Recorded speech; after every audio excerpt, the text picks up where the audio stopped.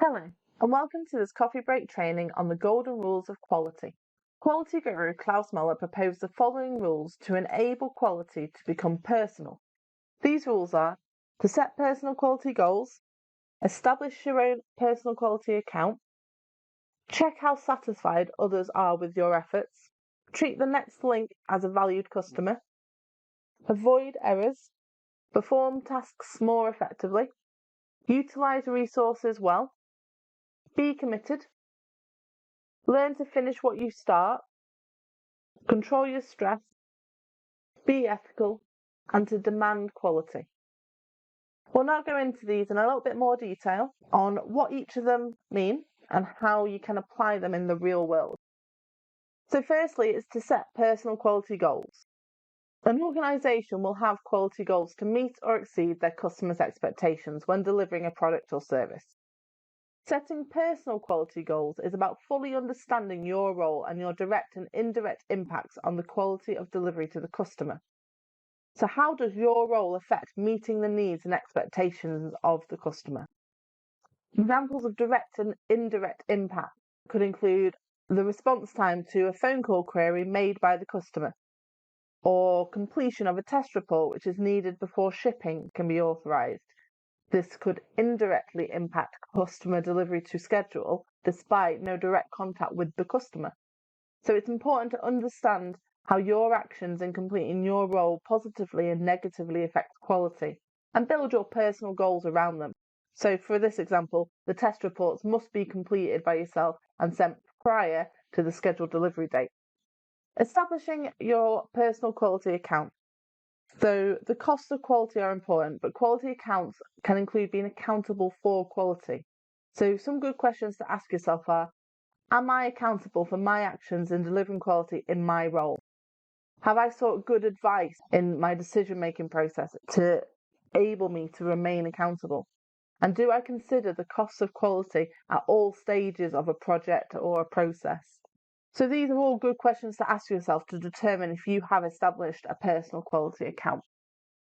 Next is checking how satisfied others are with your effort. This is not assuming that because you're happy, they're happy. It's seeking that confirmation, proactively gaining that feedback from either internal customers or the end customer. It's important to not be defensive and to try and treat the feedback as an opportunity to improve. Adopt a mantra of never a mistake, always a lesson. The aim is to gain constructive criticism, which can be used and learned from to help improve and prevent an issue reoccurring or escalating in future. Positive feedback also provides an opportunity for improvement.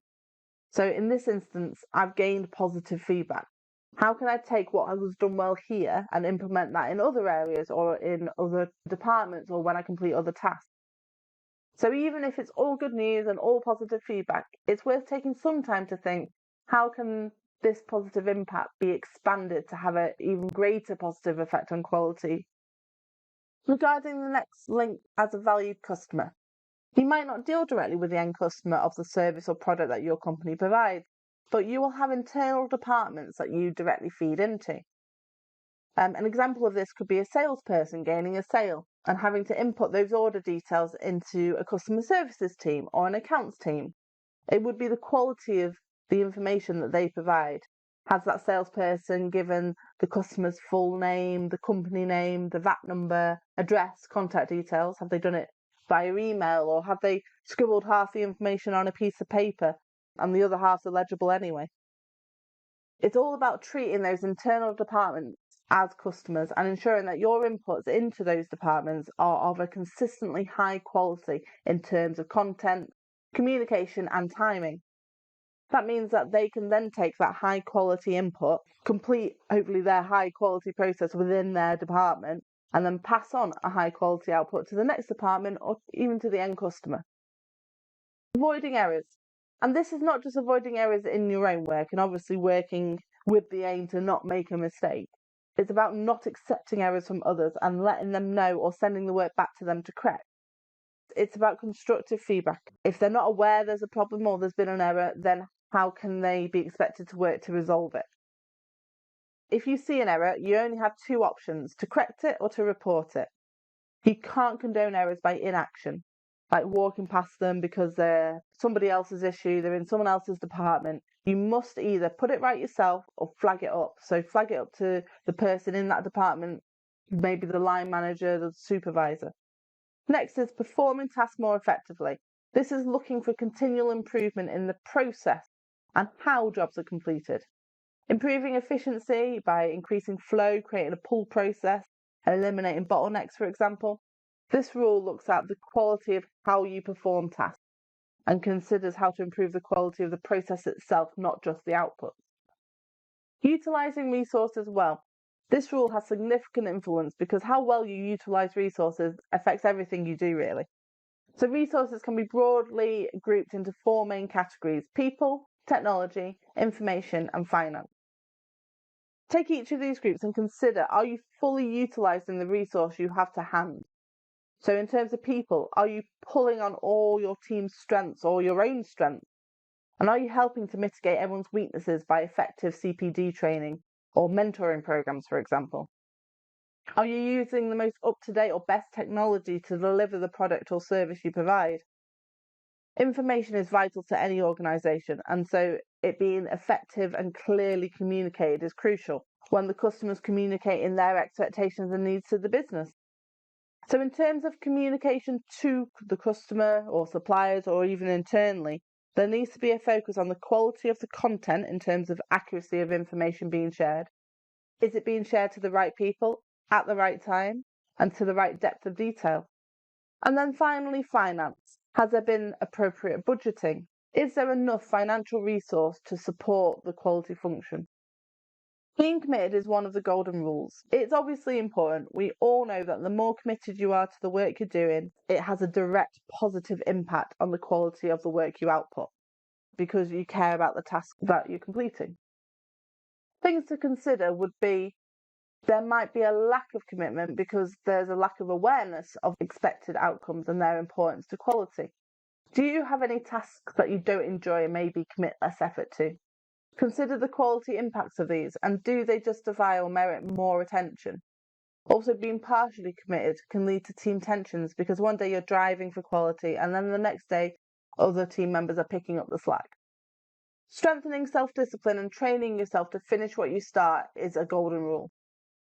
Before you begin a task, you first need to determine if it's even worth doing. Is it needed? Is it adding value?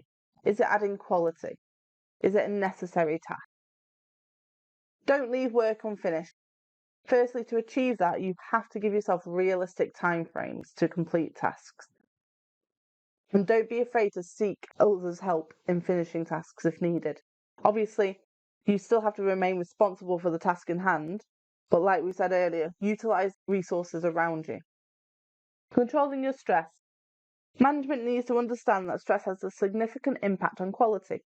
It is important that you don't overload yourself with work and you talk to your line manager if you are feeling like it's becoming too much. If you are a line manager, then you have to take care of the staff and look out for overloaded or stressed employees. And it goes back to utilising resources effectively. Avoid underloading and overloading certain members. Managers must never expect employees to work outside the contracted hours. There needs to be consideration of a work-life balance. So things like taking work on holiday with you is a big no-no. If you commute, use your commute time as a wind down from work. Play some tunes or put on a podcast if that helps. It's extremely rare that a work task is so important that it must be done today. So keep a level head and think about the big picture. Can this wait until tomorrow? And if it can, then it should. When talking to clients, I'm a big advocate of under-promise, over-deliver. Avoid overcommitting yourself so that if there's one unexpected task, you then end up missing promised deadlines. If you promise something for Wednesday and deliver Thursday, there's a potential for disappointment. If you promise for Friday and deliver Thursday, it's an unexpected positive. Being ethical and maintaining your integrity is crucial. You should say what you do and do what you say. Trust takes a long time to gain and it takes one instant to lose. If you promise something, you must deliver it, so be very considered in what you promise. The final rule is to demand quality. Understand what your customers need and deliver their expectation. So never accept things that aren't correct.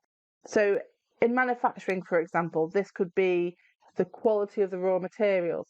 If the raw materials are accepted at a low quality, it's unlikely the resulting product will meet the expectations of your customer. So you need to demand quality from your supply chain to provide a product that meets your customers' needs and expectations. Improve communication to improve quality outcomes and strive to improve yourself on the quality you expect and deliver. So you need to demand quality from yourself in your own work as well. I hope this summary has been thought-provoking and will help you make quality personal to you and your role. Thank you.